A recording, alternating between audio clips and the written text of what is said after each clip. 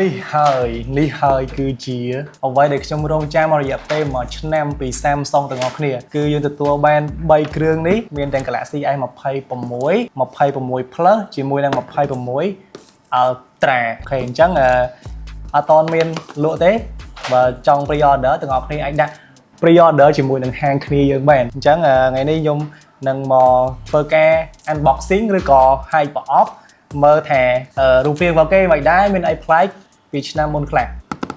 អូខេតោះយើងចាប់ដើមពី Galaxy S26 មុនយើងធ្វើការបកស្រោអីសំអងមួយមើលមកគេមកហើយ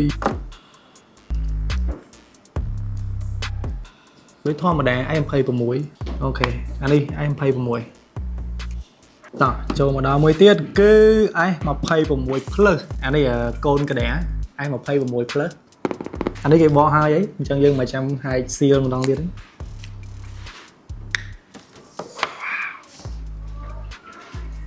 ខ្ញុំស្រឡាញ់ពណ៌គាត់បើកមកឃើញពណ៌ស្រឡាញ់ពណ៌នេះហ្មង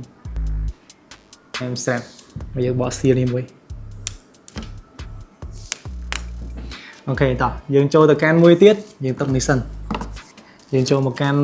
មេធំរបស់ Samsung គឺ S26 Ultra ទាំងគ្នាអញ្ចឹងកុំខាតពេលយូរបើកមក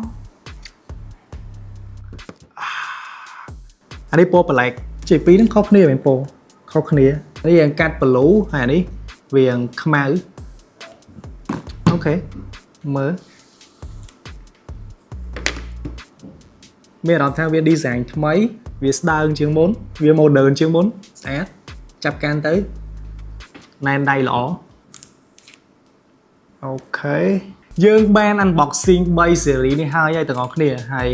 យើងអត់តបានតែថារបៀបមិនទេ video review ទាំងអស់គ្នាអាចចាំ follow ជាមួយនឹង page គ្នាយើងបានហើយអូខេបើសម្រាប់ចំណាប់អារម្មណ៍ខ្ញុំគឺលយ